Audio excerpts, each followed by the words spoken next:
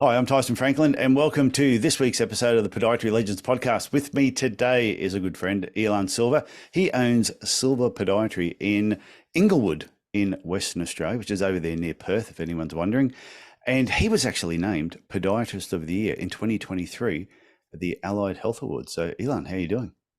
I'm good. And you, Tyson? I'm fantastic. I love having celebrities on the podcast. So, you got a trophy. You had a trophy and everything that Oh, said yeah. that you were a podiatrist. Have you got it there? For the people on the video, that Uh, is a beautiful looking trophy. What was that like? What was it like actually going along to the dinner itself and winning that award? Were you expecting it? no, there was no particular lead up to it where we were given any idea of what was going to happen. You had your five nominees Yeah. that were listed. And with the event being hosted in Darwin, I said to my wife, Sarah, what a great excuse to go to Darwin and experience that. Never been there before. So booked the tickets, went off. I did have one of the presenters come up to me and just ask me what the pronunciation of my name was. But when all five names were read out, you just figured yours is amongst them. Yeah. And so there were about, I think, 16 tables of 10, five nominees per table. And I just figured that I didn't have any expectations. I didn't have any speech prepared, which amused the psychologist who was sitting next to me. And she said, "Why didn't you prepare a speech?" And I said, "Obviously, I didn't read that email, but I figure with five nominees, I've only got a 20% chance of winning and an 80% chance of not winning. So the odds are ever in my favor that I won't have to get up and give a speech." So we went through the five people and I said, I reckon this person's going to win. And if she doesn't win, a previous guest of yours here, I Yeah. reckon this guy will win. I'll put myself in at number three. Number four, great work. If he wasn't there, someone else would take the work. And I didn't give myself much of a chance. So when my name was read out, I might have dropped the F bomb quite loudly at my table. My table burst out laughing because then they knew I had to go and give a speech. So a lot of people had prepared speeches. Some people reading from scripts, some people reading from their phones. And I go up there and I'm staring at the microphones up here because the guy before me was about 6'5" Yeah. in the spotlight. And I've got the coat hanger smile. And I was stood there for about 5 seconds, not saying a word. And you've got this award. You've just been nominated the Australian Podiatrist of the Year. And the first thing that came out of my mouth was, "Oh my goodness, imposter syndrome is real." So thank God my speech was after dinner and after a truckload of drinks for the people there. So they had a good laugh. And what else can you say? They're the best Honored and speeches. Sometimes I think they are the best speeches when, geez, was it 2003? We went in the Queensland Government and Telstra Business Awards. Same thing. Five nominees in the final. And I jokingly said to my wife, "Hey, so when we win this, are you going to go up and do the speech or am I?" She went, "You can do it." I said, "Yeah, okay." We're sitting at a table full of strangers. I didn't even invite anybody because I didn't think we were going to win. And yeah. I remember saying to my mum, we're in the finals of the Telstra Business Award. My mum went, "You're a podiatrist. Why are you there?" Which is why you didn't get invited, Mum, because that's what you would have been saying to everybody. And I didn't invite my brother, didn't invite stuff, invited no one because I thought, okay, it's good to be there. I just want to see what happens on the night. Maybe next year we'll learn something from it. And when they called out our name, we just looked at each other and went, it was almost like Stephen Bradbury. Holy, what the, no speech prepared either. Yeah, the podiatry side of things, I think, was the second award after dinner. So there were about, I think, 26 awards being out on offer. And I was the first one to go up and say, "Oh, I just can't wait to go home and tell mum and dad, look, mum and dad, I won a Darwin Award." Oh, shit. So that just cracked him up. I did have a few people coming up to me afterwards saying it was a great speech because it was really awkward that night because it was the same night as the referendum. Yeah. Oh, okay. So a lot of people were politicizing their speeches, and a lot of them were politicizing them in the way of they believe that the majority of the population should have voted yes, whereas statistically speaking, most of the people in the room voted no. Yeah. So it was really awkward. So I had a bit of a spiel there about you treat the person, not the problem, and you do so without bias or agenda. I And always find referendums funny. I always think whenever they have a referendum and it's yes, no, there should be a I don't give a rat's in the middle. yeah, or And it's you've just, asked the wrong question. yeah, it's just give me three options because yes and no. What if I'm in between, undecided? And therefore they get a true idea of what everybody really thinks. Because sometimes yes or no votes, they're very black and white, and there's a lot more to it than that. Mm. Geez, we just got political all of a sudden. That's not what this podcast Yeah. is all about. But it's good. What I Mm. liked about having you on here, one, because I knew you before you won the award. So now Yeah. that you're famous, it's good that you still came on the podcast. But I'm humble. Joe Kean, who won it in 2022, came on the podcast last year. So I'm going to try and make this an annual thing. Whichever podiatrist wins the podiatrist of the year, I'm going to try and get on the podcast every year just to get their experience. I think it's great. I think it's a really good idea because you get the list of questions and yeah, you're filled with that self-doubt. Are you worthy of this award? But even if you don't submit your answers, just answering the questions will reveal what your story is and what you've done. And with micro storytelling or overt storytelling, you can actually add that potentially to the way you market yourself and just see how you feel about your own profession. Yeah, I think it's great. When we did the Telstra Award, I remember all these questions that we had. There were like 20 questions that we had to fill in. And just going through that process of answering those questions, I learnt a lot about myself and about the business. And I remember writing our whole submission, gave it to my wife, said, "Here, you read this." She read through it and she went, "That's the biggest load of crap I've ever seen you write." She goes, "Why don't you go back and rewrite it, but this time rewrite it like Tyson's answering these questions, not what you want them to hear, what is actually going on in your head." So I rewrote the whole thing. There were jokes in there. I had funny photos of us dressed as Mexicans and rowing competitions coming last, and really just showed them this is what our business is all about. This is how it works in the community. When I spoke to the judges afterwards, they said that was why we won, because it was so real. There's two things on my mind. There's that old saying of nothing sells better than a true story told by a genuine person. Yeah. And the other thing is, just with the whole going through the process, because with these awards, very little of it is based on your clinical skills. There's no way for them to actually assess how good you are with your hands. So It's true. the nomination is more about recognition of the journey of the person, their resilience, their passion for the work, and what they've actually done with their clinical skills. I think one of the reasons why I might have been selected, I don't know what that process was, but I think some of it was to do with the fact that I do some work that I actually don't want to do. Yeah. And if I wasn't doing that work, there would be no one else to do it. Okay. So it's nice to get a little bit of recognition for that. But it's one of the other things when we got feedback afterwards, they said you could tell the difference between an application where it was written by somebody else in the business, not the business owner. Yeah. Because they could just tell by the way it was written. And then when they did the interview during the process, they could tell that the person that was in front of them was not the person that actually wrote the submission. They said it was really obvious. I think a lot of my personality and my sense of humor was quite easy to read. A little bit of self-deprecation in there as well. Oh, you're quirky. You are quirky. I'm a podiatrist. Aren't we all? So since winning the award, how did you feel as a podiatrist and as a business owner after winning the award? Did you share that excitement with your patients?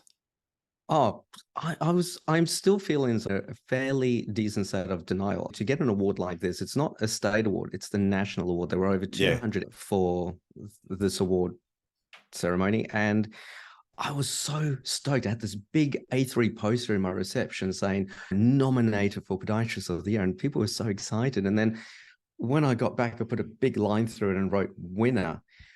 And people came in and said, congratulations. But they also basically said, but we've always known that. And that was really nice to actually see and hear from people. I don't know how to actually deal with it when people come up and say, congratulations, you won this award. I'd rather go hide in the corner. Yeah. I did get into a little bit of trouble and still am with the Allied Health Awards people, because one of the things that they really want you to do is to spruik it. Okay. Go do We're doing it now. Exactly. This is actually my first one. And the reason is I just haven't had the time capacity to do it. So now that things are settling down a little bit into the new year, I can think about how I want to use this to encourage others to do it and also to make use of it. Yeah. And what I like about these awards in particular is it's not an award that's handed out by, say, a coaching company that just has their coaching clients. I don't know how many are in the group, and they hand out these trophies that, hey, you can tie up your shoelaces faster than everybody else. Here's your award. And everyone wins a trophy for doing something, which is good. It's still recognition for putting in the work. But because this is external, like you're not necessarily a member of any particular group that's actually doing the award. This came about because a nurse that I was working with in the country was working with physios, and one of those physios got nominated. So she brought this to my attention. Yeah. And that alone was really nice that she suggested it. And then you go through the process and wonder if it's actually if you're worthy of it. And that's where the whole imposter syndrome comes in. Like I do know other podiatrists that have entered the Allied Health Awards and not won. And I know some that have entered other awards outside of podiatry who have not won. And like we said before, the process they went through, they learnt a lot from that. But at the same time, most of the people I know that win these awards are quite humble podiatrists. They're not the ones that are shouting from the rooftops and going, hey, look at me. They just get in there, do the work, and then they're recognized for the hard work that they actually put in. That was actually a little bit of feedback that I got when I sent a draft of my submission to someone not really associated with it. And the response that I got was, because what I wrote was actually fairly just clinical. And their response was, look, you've got the opportunity, you've got the microphone. This is where you can be, and I quote, immodest and boastful. I think my response to them was, hold my beer. You've got your word limit, 500 or 600 or 800 words. And my first draft, I think one of the questions I answered, and after 200 words, I was done. There was nothing more to add. So I just left it. If you've got nothing to say, don't say it. Yeah. But let's just say I was able to flesh it out. Yeah, And I think I remember a similar sort of question, and I pretty much gave all the recognition to my wife and the team that was around me. Because though it doesn't matter how many ideas I had, unless you've got the people supporting you, you're never going to achieve anything anyway. So those other people that are in your life are so important. You do know that you got a mention in my application. Oh, that's good. I can't remember what it was. Yeah. Oh, it was something along the lines of your favorite comment of a confused mind says no. Oh, yes. Yeah, that's true. If you bamboozle people, you're not going to get too far. So it was the question on communication. Yeah.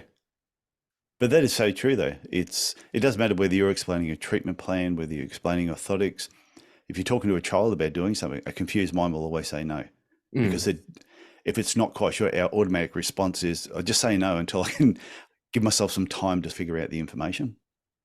That's it. So what's it? Your success is determined by your technical skills, your technical knowledge, and your technical experience. But success really comes from your communication skills. I've had podiatrists work with me who clinically were bloody awesome. You couldn't ask them a question they did not know the answer, but you put them in a room with a patient and they, for some reason, could not communicate what was going on in their head through to the patient, and the patient would leave confused. And then they'd see somebody else who probably was nowhere near the same skill or knowledge level, and bang, straight away, they could explain anything so easily, and the patient would go, oh yeah, that makes sense. So communication is everything. Yeah. So did you mention in your application that you were a chiropractor before you were a podiatrist? Yes. You did? Yeah.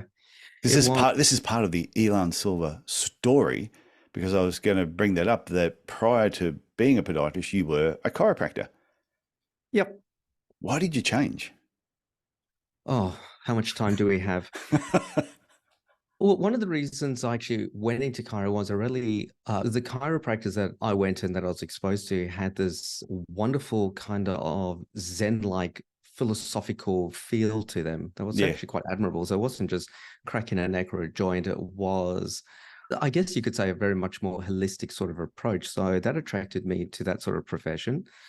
Going into chiro, because of my reactions to it, I thought it worked very well for my body. So That's an awkward question. I always hesitate when I say this because I was in the first group to go through the university, and the education that we got was a little bit iffy compared to what I had. So Yeah. chiropractic was my second degree, podiatry my third. What was your first And degree? I was studying optometry. Jeez. I knew the chiropractic part. I didn't, you probably have mentioned the optometry thing before, but No, I I don't failed. recall it. Oh, you failed. No, Okay, that's well, probably why you haven't mentioned it before. yeah. So I started doing optometry, but my vision was so bad that I was really crap at doing the experiments. So the technical knowledge was fine, but I couldn't actually see what I was doing. So I failed every single experiment. So eventually I went into the head You of the never thought course and I about said, getting glasses? colorblind astigmatism. Yeah. I basically went to the head of the course and I said, I think I need to change courses. And his comment was, if you hadn't come to me in the next week, I would have pulled you aside. Yeah, I went and just did a general degree in anatomy and human biology and then went on to chiro. Okay. Yep, cracking the neck was lots of fun. But what I discovered with chiropractic, and this really came up through all my years of education, was right. So someone comes in with a scoliosis, a chiropractor will attempt to liberate the joints, get them moving more freely to reduce the scoliosis. Yeah. But as we should all know and appreciate, that a lot of people have a leg length difference. So if you've got a leg length difference and you're walking around a flat ground like we do every single day of our lives, that leg length difference will cause a tilt in the pelvis and it will give you a dynamic scoliosis. So you can crack the back as long as you like, but you're never going to fix the person's problems. So they were never addressing the limb length difference. It wasn't made that obvious. Yeah. Yeah. I would have to edit a swath of this out for legal reasons. Yeah, no, that's okay. Yeah, there was an episode where one of the students basically said, if there is a leg length difference or tilt the pelvis, give us scoliosis. Surely you should start at the bottom and work your way up. And the lecturer then might have turned around and said, that's how you make your money. Oh, okay. And that didn't go well with you, I don't think. Two or three people walked out of the lecture room, never to return. I was in my final year and I was the one who asked that question. So You rabble rouser. Oh, yeah. So yeah, I discovered that in order, as soon as I would see someone for any sort of condition, I started the lower limb. And one day I thought, what the hell am I doing here? I'm doing the work of a podiatrist. Yeah. Ding. So I thought I didn't see me lasting all that long in chiro because every now and then I'd pinch some sort of soft tissue in my wrist and that I'd be out for a week. So when that starts happening, you think your time's limited. So I thought I'll try and do something that is less intensive on the hand and wrist. Let's do podiatry. Oh, yeah, that's really less intensive on your hands and wrists. Oh, yeah, didn't see that one come. The funny thing is I actually turned around to Sarah, my wife at the time, girlfriend at the time, and I said, oh, this podiatry thing, it looks like an easy profession. It looks like a bit of a skive. I didn't actually realize how ironic that comment was at the time. Yeah. I met a true legend of podiatry in Australia, Harriet Farquhar at Charles Sturt University in Albury, New South Wales. And I'd missed the cutoff date for intake, but they invited me to go over to the uni and we met up there. And after being absolutely grilled by Harriet, if anyone has met Harriet, they'll know how intensive that day in the clinic doing an impromptu OSCE could be. And I was offered the ability to do the 4-year course in 3 years. Okay. But if I failed anything, I'd have to start from the beginning. So I did the 4-year course in 3 years with honors because podiatry just gelled with me perfectly from just trimming toenails. I'm ambidextrous, we discovered. So I was trimming with both hands. Did you still work as a chiropractor part-time while you were studying? No. You didn't? You gave it up altogether? Yeah, there was switching states. You'd have to change registration, and Okay. Yeah, technically speaking, I never actually registered as a chiro because I was always in that period of time where you had to wait for the registration boards to meet. I never actually landed up registering. So you finished the course of chiropractic, Yep. and then never ended up registering as a chiropractor? Correct. Okay, so that was the fast transition from chiropractic to podiatry. Because I always knew, you always told me that you'd done chiropractic beforehand. So I always assumed you worked for a number of years and then eventually worked your way into podiatry. But it was it was an automatic transition straight from chiropractic to podiatry. Yeah. Your parents must have been thinking, my God, Elan, will you just make up your mind? Yeah, the word professional student came up all the time. Yeah. Yeah. They must be thinking, and so what do you do in dentistry after podiatry? That's fantastic. I was offered a scholarship to do medicine, Yeah. and I rejected that. I went, no, I want to work. Plus, no, I think working as a podiatrist will give me my happy medium. That offer expired. And So no, your wife is a podiatrist as well. she is indeed, yes. You met her as a student? Yes, doing chiropractic, actually. So we Oh, met. okay. And yeah, in that, at the end of that last year of uni, I basically said, of chiro, I just don't think chiro was going to be a long-term proposition. And she said, what's next? And then I mentioned podiatry. And much to my surprise and delight, she said, I think I'll come with you. So that was a huge leap of faith. Yeah. Oh, So the two of huge. us left Perth, Yeah. traveled to the other side of Australia, and she had to do the 4-year course in total.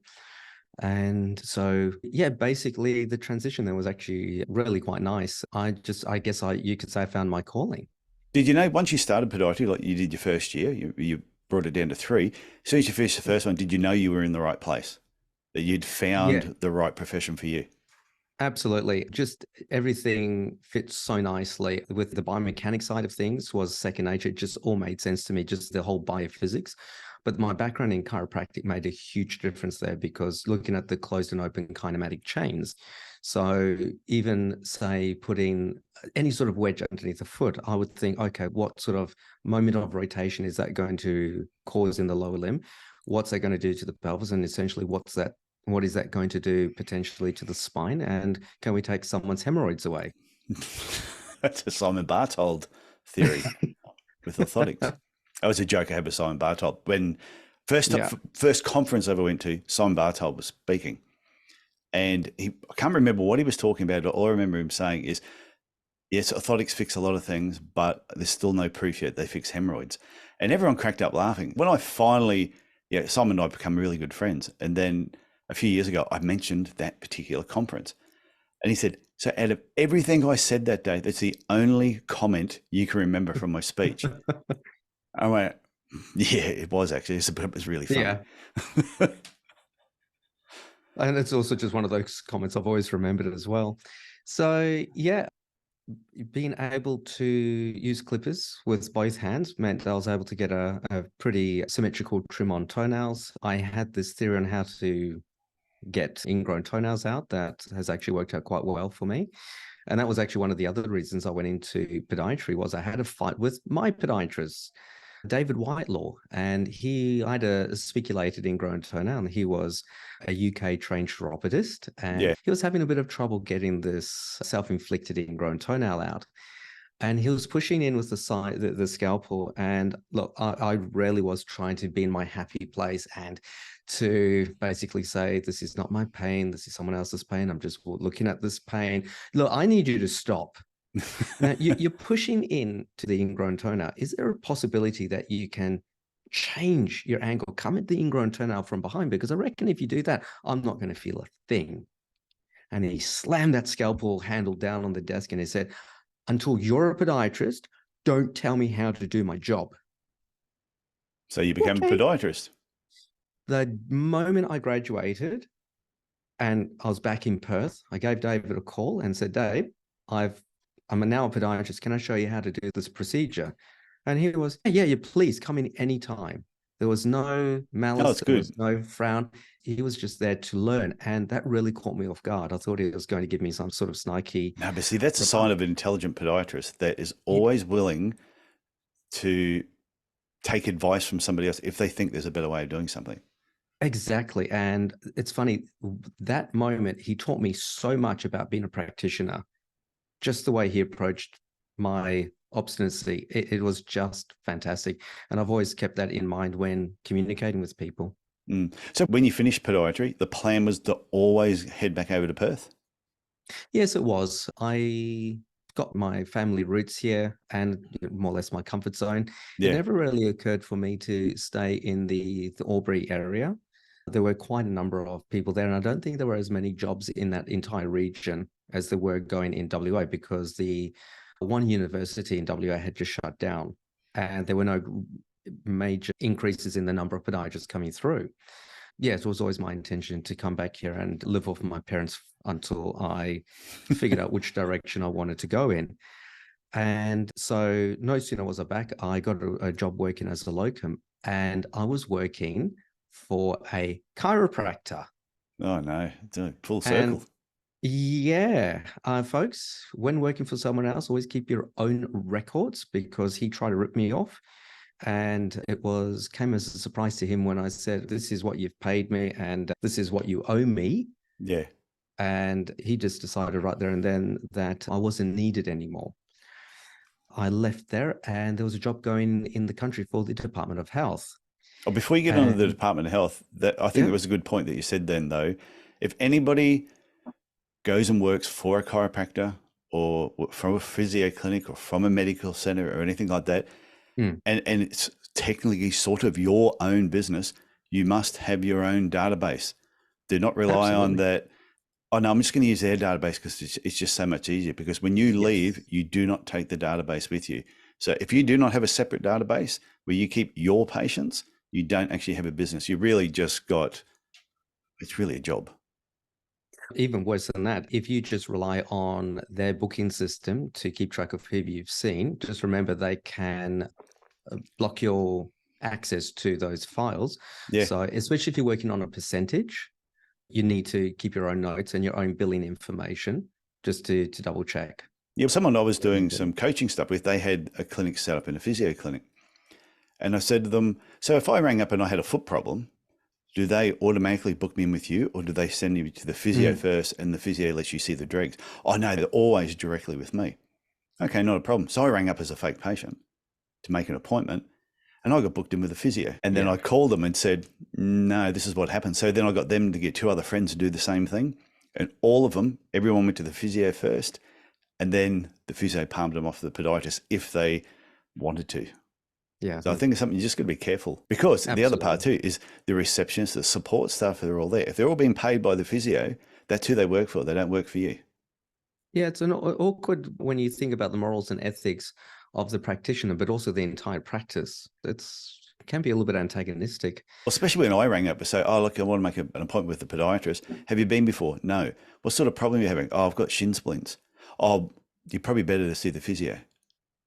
But I rang up for the podiatrist. So I'm thinking a podiatrist should be doing all this marketing to attract patients, and they're not seeing every patient that actually comes through from their marketing. Just a word of warning, everybody, if you're listening to this. Oh, sorry, I thought you were coming out with something profound then. Oh, no, there's nothing profound at the end of it. For that reason, because I was very much a mature age student going into podiatry, I always knew inherently that I couldn't work for someone else, because if I'm going to put the effort in, I need to reap the reward. I don't want to work for someone else and essentially make money for them and make them look good. For the record, that's my philosophy. My wife, who's also a podiatrist, she does not want to run a business at all. She's quite happy to be the perennial employee. It comes down to your personality. I graduated, worked for myself straight away. My advice that I give everybody when you graduate is go and work for somebody 1 or 2 years at least before you set up your own business. I don't recommend setting up your own business, but that's just my opinion. And that's it. That's why it's good that everyone has their own opinion on it. Which then brings us to working for the Department of Health in the country, because I discovered I was a solo practitioner and the nearest podiatrist was 200 kilometers away. So I landed up actually being essentially a new grad and not having any exposure to other podiatrists. So that was an absolute baptism of fire. Yeah. I remember the first nail surgery I did out in the little weep out town of Narrogin. I blocked off 2 hours before the surgery just to read up on it, to make sure that the bench was all set up. And I just remember that feeling, that icy cold feeling, going, oh man, I hope I don't screw this up. And then you just hit the ground running. Because I remember my first private patient in my own clinic, nail surgery. Did the nail surgery. The guy was a barrister. And he jokingly said, if you bugger this up, I'll sue you. I said, if you sue me, you'll probably just get a bill because I don't own anything.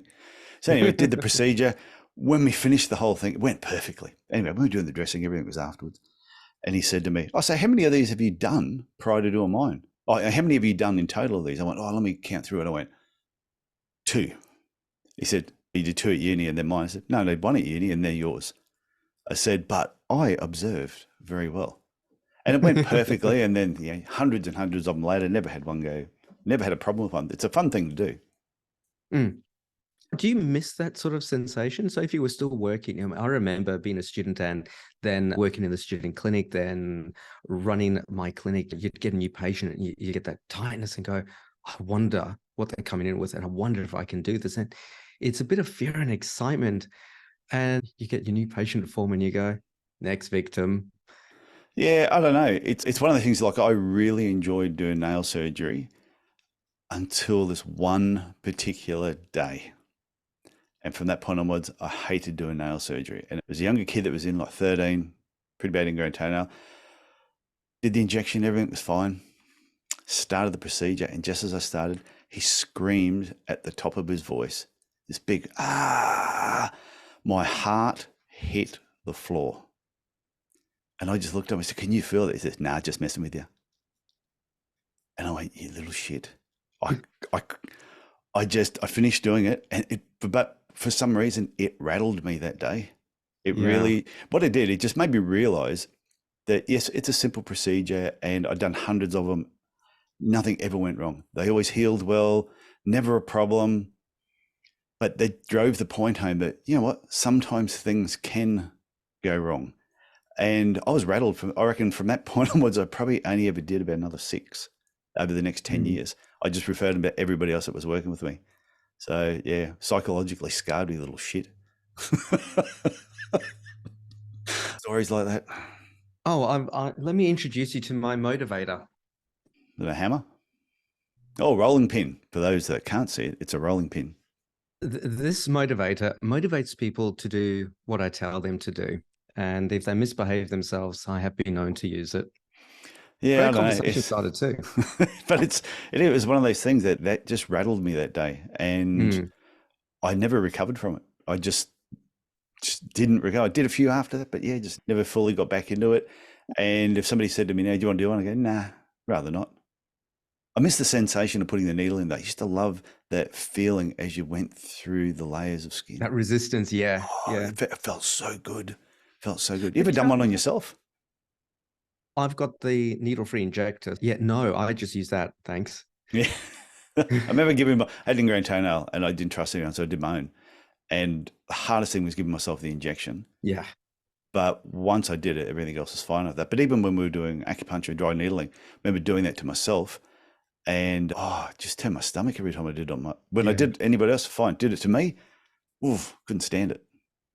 Just talking about that, it's so important to know your limitations. I have had a number of people that have come in here from another local podiatrist, and they've said, oh, she doesn't do nail surgeries. Isn't that weird? And I've gone, no, it's not. No. Now, the fact that she's honest and open enough to know that she doesn't want to do it, it's her limitation, and that she's happy to refer, I think makes her a fantastic podiatrist. She's doing the right thing. Because if you've got someone doing a surgery that doesn't have the confidence, then you're going to have bigger issues. So, I mean, one of those things, if my daughter needed it done and I could go into somebody's clinic and do it, I would do it. I wouldn't have a problem doing that. If I had my own clinic, I wouldn't really have a problem doing it, but I just don't like doing them now. So I would refer them on to somebody else within the clinic. But if I was opening up another clinic, I probably wouldn't do them. I'd probably refer them to somebody I trusted that was close by, because it just doesn't float my boat to do them anymore. And I agree with you. I think if there's certain things, if you don't like doing orthotics, have a relationship with another podiatrist who is really good at them and refer your patients on for that particular work. Don't make shit orthotics. Don't make crappy orthotics and give them out to a patient, because it just reflects poorly on you and the profession. Exactly. And even if your lab doesn't do what you want to do, so for example, one of the local Perth labs, they can't do a full length EVA orthotic. And if the person needs that, you just need to find someone who can actually do that. Yeah. You can do that, can't you? Yeah. Yeah. Are you making orthotics for other people? I know you've got your own milling machine, everything set up. Are you doing orthotics for other people, other podiatrists? I'm not yet. I've got a couple that are interested, and also a couple of other allied health professionals that are very curious. Much as if they just send the people in to me and then I do it for them. But it's turned into quite a boon. I need to knock a wall down in my my workshop area to actually expand my operation because I'm just getting too crowded. That's actually going quite well. And then I think once I've got that extra room, then I can offer more productivity in that way. Yeah. I think if you do start making orthotics for other podiatrists, knowing how much you pay attention to detail, I think the end result, the product at the end of it all, the orthotic itself, will be fantastic. Oh, it's just rather than trying to describe the person's problem pathology and what you want the orthotic to look like to a lab technician, you just you've got the person's foot in front of you and you know exactly what you want to design, and then you just go and design it and out it comes. So you can really make the most custom orthotics for these people. With the machine that I've got, you can change the density within the orthotic itself. So you can have a firm heel rim, a soft arch, and a firm forefoot. Yeah. You can make sure that the Morton's extension is in the exact right spot. If they've got some sort of lesion under the foot, an ulcer or a corn, you can offload it precisely because you've got all that information right in front of you. When you do get it all up and running, let me know, and I'll give it a plug on the podcast and let people know it's there. Yep. Well, once I've got a little bit more room, it will look a hell of a lot more professional. That would be awesome. Yeah. Because I think this is the future, especially making squeak-free orthotics. Oh, squeak-free. That's always good. Hey, before we finish up, the last thing I want to touch on before we wrap up is your needle-free injection stuff that you're doing. I was your guinea pig when we did the 2-day reboot in Brisbane, and you brought it along and you needed a volunteer. And of course, I just put my hand up straight away and said, "Oh yeah, please pick me." I don't know how many people were holding me when we started, but I was good. I was good in the end. Yeah, I was going to say my recollection was quite different. A bit different. I think we had a few people holding you down. Oh, when you say it's needle free and it's not going to hurt, yeah, I'm like, yeah, I've heard that before. But after you did it the first time, how many times? I think you did 8 times to me after that. Everyone just wanted to have a go at it. Yeah.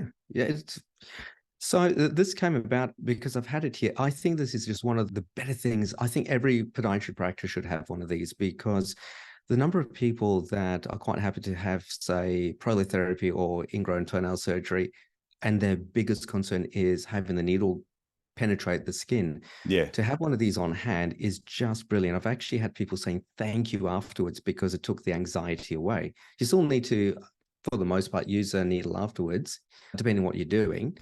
But you can do an entire ring block. It just takes a little bit longer. I'll quickly grab it. There it is. You've got it there right in front of you.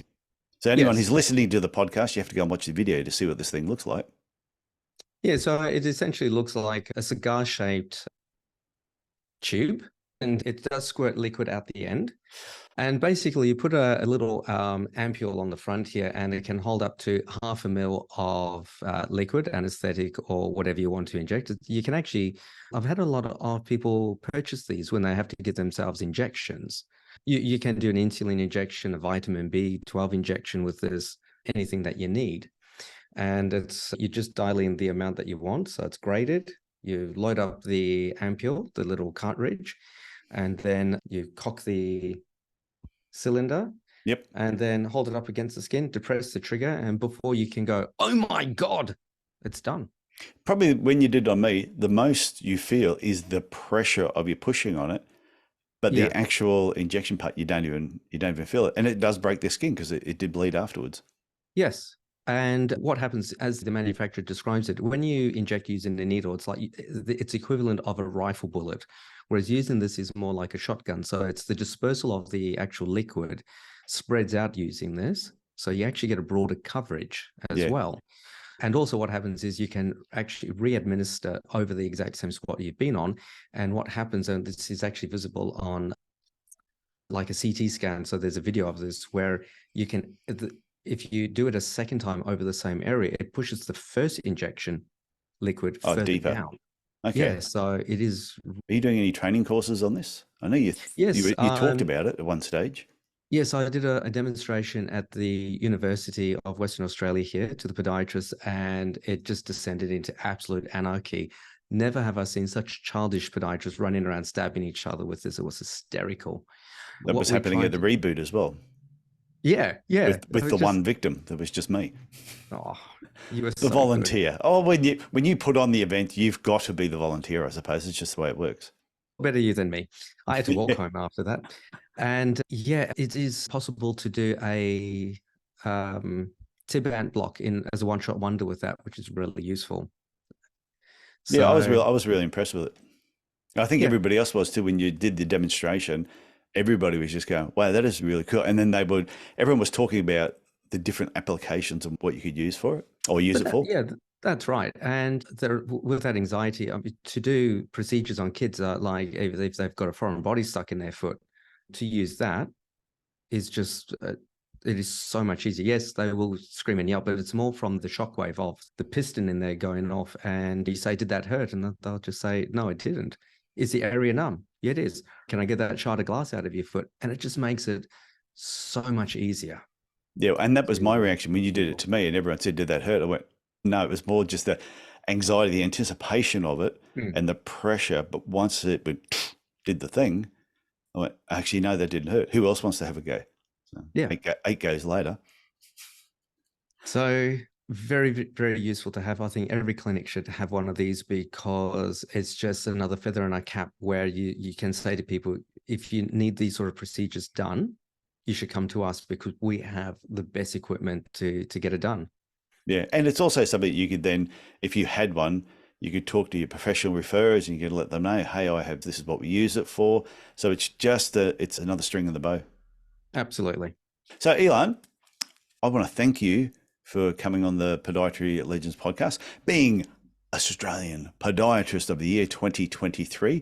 This has been fantastic catching up with you. So thank you very much for sharing your experience of winning the award and your journey in podiatry, because it has been a little bit different to some of the journeys that other people have spoken to, and also for telling us about the needle-free injector. Not a problem. I look forward to telling you more about inner arch orthotics in the future as well.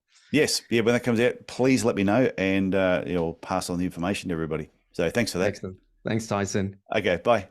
See ya.